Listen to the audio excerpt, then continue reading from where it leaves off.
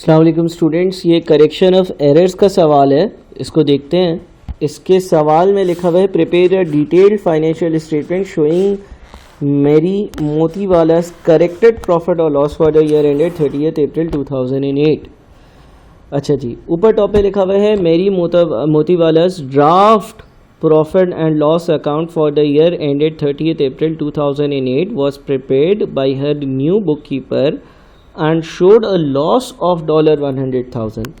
तो draft accounts में हमारे पास जो है वो एक लॉस दिया हुआ है और वो दिया हुआ है लॉस 100,000 का। ठीक है, 100,000 का लॉस दिया हुआ है, सही है। अच्छा, अब ट्रांजेक्शन्स हैं और उनको करेक्ट करते हुए मुझे जो है अपना करेक्ट जो है वो प्रॉफिट बताना है। पहली चीज़ लिखी हुई है कैपिटल ऑफ $80,000 कंट्रीब्यूटेड बाय मेरी Motiwala had been included in sales। Owner ने कैपिटल कंट्रीब्यूट किया। अगर ओनर कैपिटल कंट्रीब्यूट करता है तो डबल एंट्री बननी चाहिए bank account debit capital account credit, लेकिन मैंने इसको सेल्स में इंक्लूड कर दिया, यानी कि मैंने बैंक डेबिट और सेल्स क्रेडिट कर दिया। इसकी वजह से मैंने अपनी सेल्स ज़्यादा रिकॉर्ड कर दी। सेल्स ज़्यादा रिकॉर्ड करने की वजह से प्रॉफिट ज़्यादा रिकॉर्ड कर दिए। तो जब मैं इस एरर को सही करूँगा, कैपिटल इंक्लूडेड इन सेल्स, तो मैं अपनी सेल्स को रिड्यूस करूँगा तो प्रॉफिट भी डिक्रीज होगा, यानी कि यहाँ पर 80,000 नेगेटिव। ठीक है। दूसरा, sales return of $20,000 had been debited to purchases returns. Sales return यानी कि कस्टमर ने मुझे वापस दी चीज़ें, और अगर सेल्स रिटर्न इंक्रीज होती है इसका मतलब आपकी नेट सेल्स कम होती है, और जब नेट सेल्स कम होती है तो आपका प्रॉफिट जो है वो कम होना चाहिए। आपने इसको डेबिट कर दिया है परचेजेस रिटर्न्स में, यानी कि रिटर्न आउटवर्ड्स में रिकॉर्ड कर दिया। अगर आप रिटर्न आउटवर्ड्स को इंक्रीज कर देते हो, अगर आप रिटर्न आउटवर्ड्स को बढ़ा देते हो तो आपका कॉस्ट ऑफ गुड्स सोल्ड जो है वो कम हो जाता है और आपका प्रॉफिट जो है वो बढ़ जाता है। अब सर इसका क्या इम्पेक्ट होगा? देखो, लिखता है सेल्स रिटर्न यानी कि सेल्स जो है वो वापस हुई थी, आपने जो चीज़ें बेची थी वो वापस आ गई, वो वहाँ पे तो रिकॉर्ड नहीं हुई हैं। तो वहाँ पर अगर मैं रिकॉर्ड करता, मैं अगर सेल्स रिटर्न में रिकॉर्ड करता इसको, तो सेल्स रिटर्न में रिकॉर्ड करता तो मेरा प्रॉफिट मज़ीद 20,000 से कम हो जाता, बिकॉज मेरी नेट सेल्स जो है वो रिड्यूस हो जाती। दूसरी बात, इसको मैंने परचेजेस रिटर्न में डेबिट कर दिया है। वैसे परचेजेस रिटर्न का जो अकाउंट होता है, अगर आप किसी सप्लायर को चीज़ें वापस करते हो तो आप एंट्री पास करते हो accounts payables debit, purchase returns credit. Debit करना यानी कि मैंने परचेज रिटर्न को ज़्यादा कर दिया है और कम कर दिया है। अगर परचेज रिटर्न बढ़ता है तो क्रेडिट होता है। आई रिपीट, अगर किसी को परचेज रिटर्न करते हो तो एंट्री पास करते हो अकाउंट्स पेएबल डेबिट और परचेजेस रिटर्न क्रेडिट। यहाँ पर आपने परचेजेस रिटर्न को बिला फजूल डेबिट कर दिया, यानी कि आपने परचेज रिटर्न्स जितनी थी उससे उसको कम कर दिया। तो अगर आपने कम करा हुआ होता है तो आपकी कॉस्ट ज़्यादा होती है और प्रॉफिट कम होता है।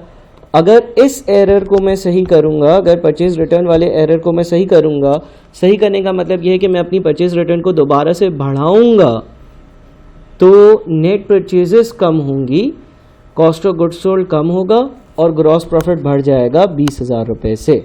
ट्रिकी ट्रांजैक्शन थी थोड़ी। 3 में लिखा हुआ है no provision for depreciation and equipment had been charge for the year. Depreciation record नहीं करी, डेप्रिसिएशन एक्सपेंस है, रिकॉर्ड करते हैं तो हमारा प्रॉफिट कम होता है। Depreciation should have been provided for using the reducing balance method at 40% per annum. The book value of equipment at first May was 240,000। ठीक है, तो 2,40,000 इसकी बुक वैल्यू थी और मैंने डेप्रिसिएशन जो है वो रिकॉर्ड नहीं करी है अपने बुक्स में। अच्छा, ये बात याद रहे कि डेप्रिसिएशन की जब भी एंट्री देखोगे तो ये ज़रूर देख लेना कि फ़िक्स एसेट्स वगैरह से रिलेवेंट और कोई बात है। तो इस सवाल में एक पॉइंट है जो कि है पॉइंट नंबर 9। ये एक दूसरे से लिंक्ड है। कैसे? 9 में बोलता है $100,000 had been debited to the equipment account. Of this amount 25,000 should have been debited to equipment repairs account.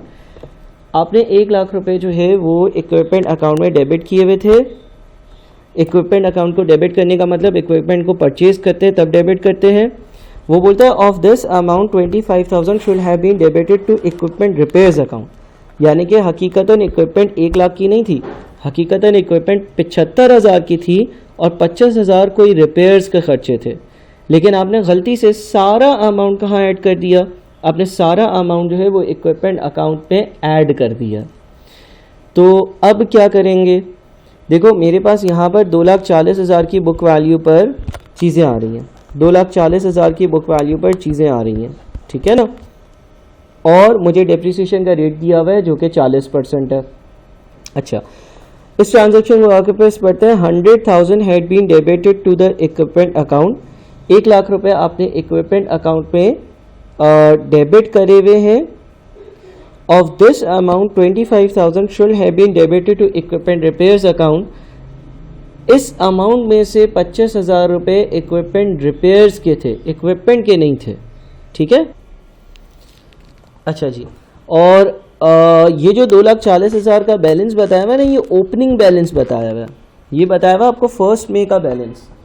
तो जब आप 2008 की डेप्रिसिएशन कैलकुलेट करोगे, बिकॉज आपका रेलेवेंट ईयर एंड है 30 अप्रैल 2008, तो उसकी डेप्रिसिएशन भी रिकॉर्ड करोगे। अब इक्विपमेंट ड्यूरिंग द ईयर जो परचेज करी है वो 75,000 की है, वो इसमें ऐड कर दो। इसका मतलब टोटल इक्विपमेंट अकाउंट का बैलेंस क्लोजिंग 2,40,000 प्लस 75,000, यानी कि ये होना चाहिए 3,15,000, 3,15,000 टोटल बैलेंस होना चाहिए। और इस 3,15,000 पर डेप्रिसिएशन कितनी लगनी चाहिए, 3,15,000 पर डेप्रिसिएशन लगनी चाहिए 40%, जो कि 126,000 बनता है, जो मैंने रिकॉर्ड ही नहीं करी है। तो उस डेप्रिसिएशन को मैं रिकॉर्ड करता हूँ, डेप्रिसिएशन को रिकॉर्ड करने की वजह से एक्सपेंस इंक्रीज होगा, प्रॉफिट डिक्रीज होगा।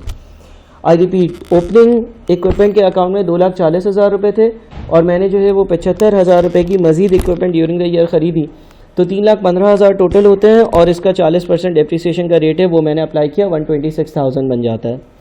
इसके बाद अगले में बोलते हैं accrued bank interest of 10,000 payable at 30 April 2008 had been omitted from the accounts. 10,000 रुपये का इंटरेस्ट का एक्सपेंस था, वो रिकॉर्ड करना ही भूल गया हूँ, रिकॉर्ड करूँगा 10,000 रुपये का एक्सपेंस, तो मेरा प्रॉफिट कम होगा, इसीलिए नेगेटिव में दिखा देता हूँ।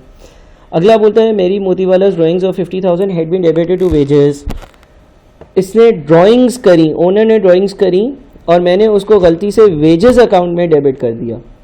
जब ओनर ड्राइंग करे तो एंट्री पास होनी चाहिए ड्राइंग्स का अकाउंट डेबिट और बैंक का अकाउंट क्रेडिट।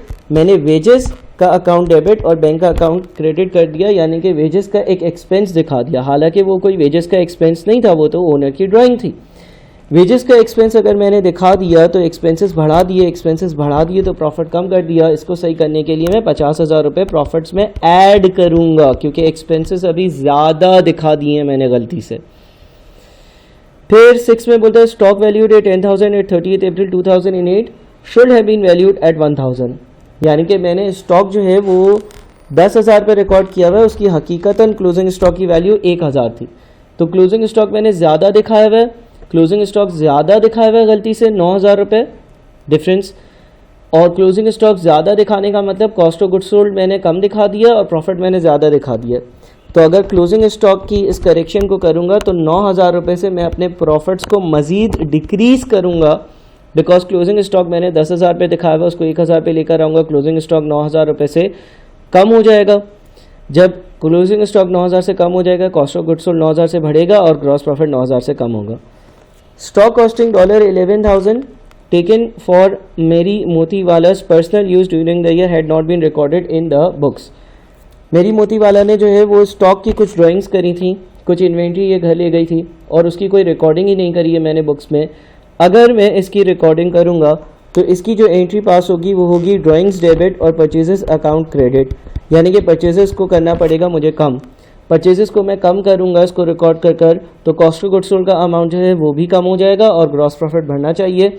तो मैं ये जो आपकी ड्राइंग्स ऑफ इन्वेंट्री है इसके 11,000 रुपये की वजह से अपने प्रॉफिट्स को बढ़ा देता हूँ। इसके बाद $20,000 interest free loan to an employee had been debited to the wages account. किसी को मैंने लोन दिया, एक बंदे को मैंने उधार दिया, लोन दिया और उसको मैंने वेजेस अकाउंट में रिकॉर्ड कर लिया। जब हम लोन देते हैं तो हम जो है वो लोन अकाउंट को डेबिट करते हैं और बैंक अकाउंट को क्रेडिट करते हैं। लेकिन मैंने वेजेस अकाउंट को डेबिट कर दिया, एक्सपेंस बढ़ा दिया और बैंक जो है उसको क्रेडिट कर दिया। तो अब जब मैं इस लोन वाली चीज़ को करेक्ट करूँगा, यानी कि मैं लोन जो मैंने दिया है और उसको वेजेस में रिकॉर्ड कर दिया, हालांकि हकीकतन वो वेजेस नहीं है, इसको रिवर्स करूँगा। जब मैं वेजेस के अकाउंट को कम करूँगा तो मेरा एक्सपेंस कम होगा, एक्सपेंस कम होगा तो प्रॉफिट बढ़ना चाहिए, तो 20,000 रुपये मैं ऐड कर दूँगा। इसके बाद 9 में लिखता है 100,000 had been debited to the equipment account, of this amount 25,000 should have been debited to repair equipment repairs account. यानी कि 25,000 रुपये तो इक्विपमेंट रिपेयर्स के थे, एक्सपेंस था, ये एक्सपेंस आपने रिकॉर्ड नहीं किया तो ये कर लो, 25,000 रुपये का एक्सपेंस रिकॉर्ड ये करोगे तो 25,000 का एक्सपेंस रिकॉर्ड होगा, प्रॉफिट 25,000 से कम हो जाएगा। लास्ट में बोलता है stock costing 22,000 was delivered to the business on 28 April 2008 and was included in the year-end stock taking. The invoice was received and entered into the accounting records on 3rd May. यानी कि मुझे एक stock मिला और वो मैंने जो है अपने क्लोजिंग इन्वेंट्री में रिकॉर्ड कर दिया था, ठीक है ना, इंक्लूड कर दिया था गुड्स में। Stock costing 22,000 was delivered to the business on 28 April and was included in the end of year stock taking. और उसको मैंने आखिरी दिन जब मैंने स्टॉक काउंट किया तो उसमें भी मैंने इंक्लूड किया था, क्लोजिंग स्टॉक में शामिल था। The invoice was received and entered into the accounting records on 3rd of May 2008. अब देखो उसकी रसीद या उसका बिल जो है वो लेट आया था और मैंने परचेजेस में बाद में रिकॉर्ड किया था। अलबत्ता अगर मैं इन गुड्स को जो मुझे रिसीव हो गए हैं और मेरे पास आ गए हैं और उनकी मैंने परचेजेस बाद में रिकॉर्ड किए, उनको मैं टाइम पे रिकॉर्ड करूँगा, अगर मैं उनको रिकॉर्ड कर लेता अपने परचेजेस में तो मेरी जो परचेजेस की वैल्यू है वो बढ़ जाती, परचेजेस की वैल्यू बढ़ती तो मेरा जो प्रॉफिट है वो कम हो जाता। यानी कि मैं इस इनवॉइस को अगर परचेजेस में रिकॉर्ड करूँ तो 22,000 रुपये जो है उससे मेरा प्रॉफिट जो है वो मज़ीद कम होना चाहिए। और अब मैं नेट इम्पैक्ट देख लेता हूँ। 20,000 एक पॉजिटिव है, 50,000 दूसरा पॉजिटिव है, 11,000 तीसरा पॉजिटिव है, 20,000 एक और पॉजिटिव है, माइनस 1 लाख का नेगेटिव, माइनस 80,000 का नेगेटिव, माइनस 20,000 का नेगेटिव, माइनस 1,26,000 का नेगेटिव, माइनस 10,000 का नेगेटिव, माइनस 9,000 का नेगेटिव, माइनस 25,000 का नेगेटिव, माइनस 22,000 का नेगेटिव। तो ये नेट आंसर हमारा बन रहा होगा 291,000 का नेगेटिव। ठीक है, इस वीडियो को आप 2, 3, 4 बार देखें और अपने कॉन्सेप्ट्स को क्लियर करें। बार बार इस वीडियो लेक्चर को देखने से बहुत हेल्प मिलेगी। ठीक है, बहुत शुक्रिया, अल्लाह हाफ़िज़।